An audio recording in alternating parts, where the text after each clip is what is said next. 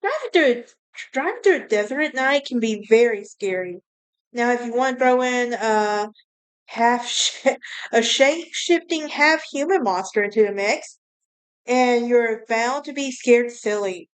There's something called an Arizona Skinwalker urban legend that has been so entrenched in the state's culture that back in 1987, when a Navajo woman was found brutally murdered in Flagstaff, the defense team said that the gruesome attack had been committed by a skinwalker.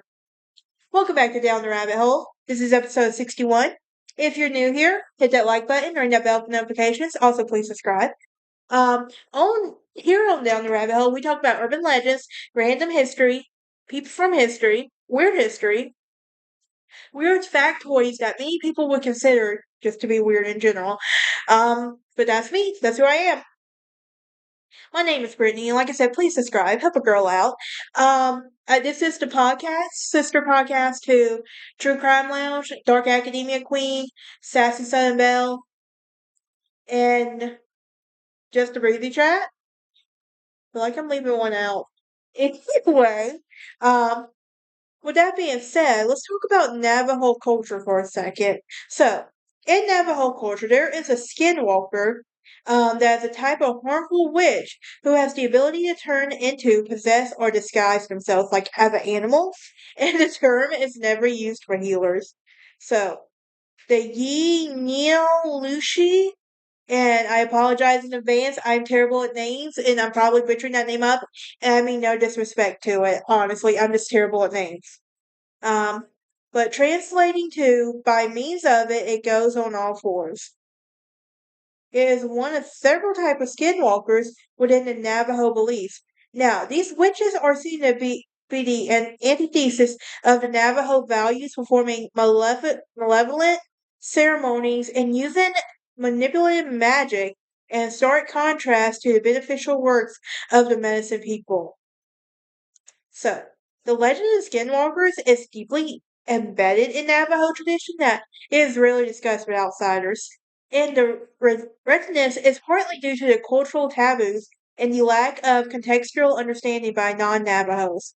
Now, the story often depicts skinwalkers using their powers for evil, um, and they are considered to be a source of fear and mystery within the Navajo communities. And many and traditional accounts describe them as powerful sorcerers who, after engaging in various nefarious acts, gain the ability to transform into animals at will.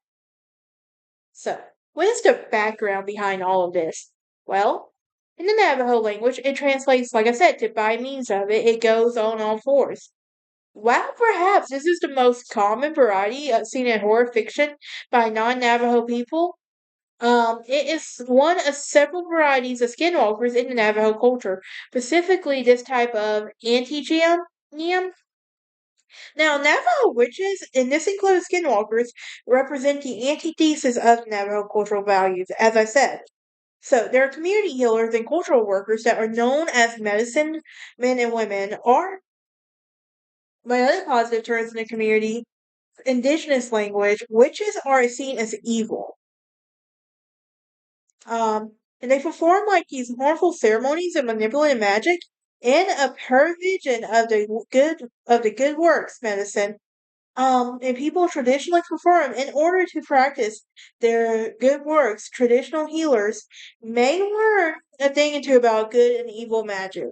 Now, in order to protect against evil, but people who have choose to become witches are seen as corrupt.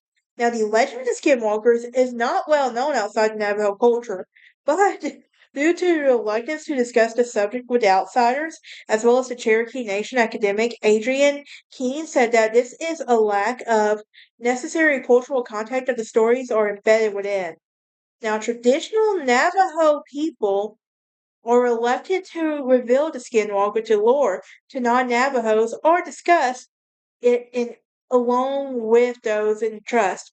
Keene was the founder of the website Native Appropriations and has written a response to non-Navajos incorporating the legend into their writing. Um, specifically when J.K. Rowling did so. And when this was done, it was like, this is her quote now. We as Native Americans are open up to barrage of questions and these traditional beliefs. But these are not the things that need to be discussed by outsiders at all. I'm sorry that it seems unfair, but it's how our culture survived. So, what about the legend now? Well, animals associated with witchcraft usually include tricksters such as coyotes. However, it may include creatures usually associated with death or bad omens. They might possess living animals or people from walk around their body. Skinwalkers can be male or female. Um, so a skinwalker story is told among Navajo children.